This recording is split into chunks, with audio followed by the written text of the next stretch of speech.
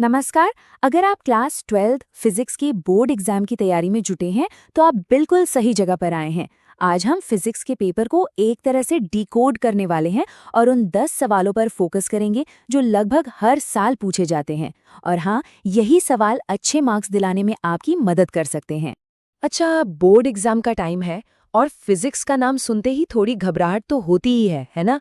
इतने सारे फॉर्मूले, वो लंबे लंबे डेरिवेशंस, इतने कॉन्सेप्ट्स, दिमाग में बस एक ही सवाल घूमता है, भाई शुरू कहाँ से करें? लेकिन चिंता की कोई बात नहीं है। आज हम एक ऐसा स्ट्रेटेजिक ब्लूप्रिंट बनाने वाले हैं जो आपकी पढ़ाई को एक क्लियर डायरेक्शन देगा। ये वो 10 सवाल हैं जिन पर अगर आपने फोकस कर लिया तो तैयारी एकदम स्मार्ट हो जाएगी। तो चलिए शुरू करते हैं। तो शुरुआत करते हैं हमारे पहले सेट से। इसमें हम उन सबसे ज़रूरी सवालों को देखेंगे जो इलेक्ट्रोस्टैटिक्स, मैग्नेटिज्म और ईएमआई जैसे बड़े और इम्पॉर्टेंट टॉपिक्स से आते हैं। हमारा पहला टॉपिक है इलेक्ट्रिक डाइपोल। ये एक ऐसा सिस्टम है जिसमें दो बराबर और ऑपोजिट चार्जेस, मतलब प्लस क्यू और माइनस क्यू, एक छोटी सी दूरी पर रखे होते हैं। बहुत ही बेसिक लेकिन बहुत ही ज़रूरी कॉन्सेप्ट है ये। और देखिए, ये कोई ऐसा वैसा टॉपिक नहीं है। इसकी इंपॉर्टेंस का अंदाज़ा आप खुद लगाइए। 2016, 2018, 19, 21, 23 और 24 में भी। मतलब ये सवाल बार बार लगातार पूछा जा रहा है। तो ये पैटर्न क्या बताता है? यही कि इस टॉपिक को छोड़ने की गलती तो बिल्कुल नहीं करनी है। तो इसमें सबसे ज़रूरी क्या है? आपको एक्सियल और इक्वेटोरियल दोनों पॉइंट्स पर इलेक्ट्रिक फील्ड की डेरिवेशन अच्छे से आनी चाहिए।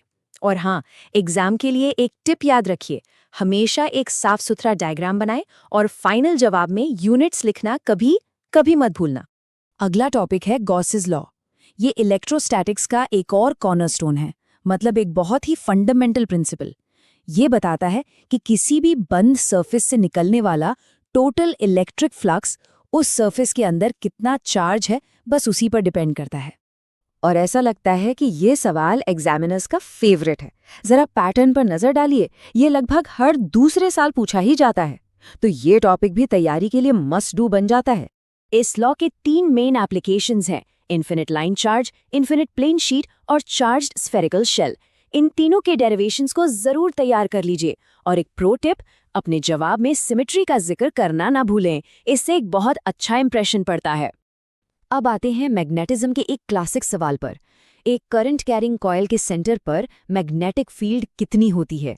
देखिए, ये बायो-सावर्ट लॉ का एक सीधा साधा एप्लीकेशन है। डेरिवेशन तो सिंपल है, लेकिन डायरेक्शन का ध्यान रखना बहुत ज़रूरी है। अक्सर स्टूडेंट्स फ्लेमिंग्स रूल्स में कंफ्यूज हो जाते हैं, तो उस पर ज़रूर ध्यान दें। चलिए, अब बात करते हैं इलेक्ट्रोमैग्नेटिक इंडक्शन यानी ईएमआई की। फैराडेज लॉ और लेंजेज लॉ इस चैप्टर की जान है। अब ये जो लेंजेज लॉ है ना, ये बड़ा मजेदार है। ये इंड्यूस्ड करंट की डायरेक्शन बताता है। इसको ना एक जिद्दी बच्चे की तरह समझिए। ये हमेशा उसी चीज को अपोज करेगा जिसकी वजह से ये खुद पैदा हुआ है ना इंटरेस्टिंग? और हमारे पहले हिस्से का आखिरी सवाल है एसी जनरेटर। इसका प्रिंसिपल, कंस्ट्रक्शन और वर्किंग सब कुछ बहुत जरूरी है। और हाँ, एक बात गांठ बांध लीजिए, पूरे मार्क्स चाहिए तो इसका डायग्राम बनाना कंपलसरी है। इसकी प्रैक्टिस जरूर कर लीजिएगा। चलिए, अब आगे बढ़ते हैं हमारे दूसरे हिस्से की तरफ। इसमें हम ऑप्टिक्स, मॉडर्न फिजिक्स और इलेक्ट्रॉनिक्स के उन सवालों पर नजर डालेंगे जो सबसे ज्यादा बार पूछे जाते हैं। वेव ऑप्टिक्स की बात हो और यंग्स डबल स्लिट एक्सपेरिमेंट का नाम ना आए, ऐसा हो ही नहीं सकता। YDSC ये एक्सपेरिमेंट लाइट के वेव नेचर को साबित करता है। इसमें फ्रिंज विड्थ का फॉर्मूला और उसकी डेरिवेशन पर आपकी पकड़ एकदम मजबूत होनी चाहिए।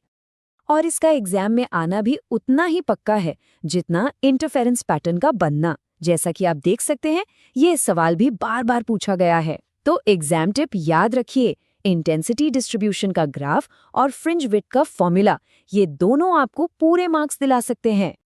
मॉडर्न फिजिक्स में आते ही हमारा पहला बड़ा टॉपिक है फोटो इलेक्ट्रिक इफेक्ट। आइंस्टाइन की ये कमाल की इक्वेशन बताती है कि जब लाइट किसी मेटल पर पड़ती है तो उसकी एनर्जी 2 हिस्सों में कैसे बढ़ जाती है। एक हिस्सा इलेक्ट्रॉन्स को बाहर निकालने में और दूसरा उन्हें काइनेटिक एनर्जी देने में।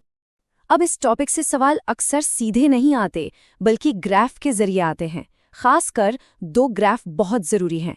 एक काइनेटिक एनर्जी वर्सेस फ्रीक्वेंसी का ग्राफ, जिससे प्लैंक्स कांस्टेंट निकलता है, और दूसरा करंट वर्सेस वोल्टेज का ग्राफ, जो स्टॉपिंग पोटेंशियल के बारे में बताता है। इन ग्राफ्स की कहानी को समझना बहुत जरूरी है।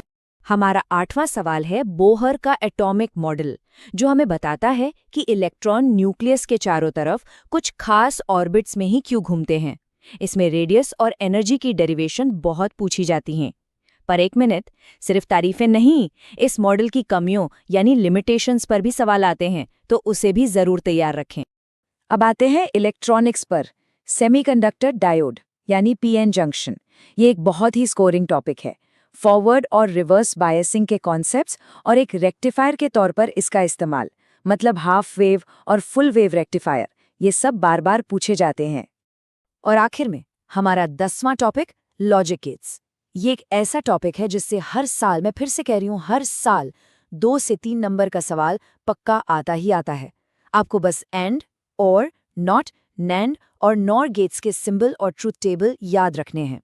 जैसे ये नैंड गेट का ट्रूथ टेबल है, और सबसे जरूरी टिप, ट्रूथ टेबल बनाते समय 0 और 1 में कोई गलती मत करना। ये वो सवाल है जहां बिना ज्यादा मेहनत के पूरे मार्क्स स्कोर किए जा सकते हैं।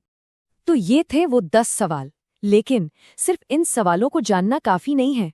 असली सवाल तो ये है कि इस जानकारी को मार्क्स में कैसे बदला जाए। तो इस जानकारी को मार्क्स में बदलने के लिए ये रहा आपका 4 स्टेप एक्शन प्लान। पहला, याद करो।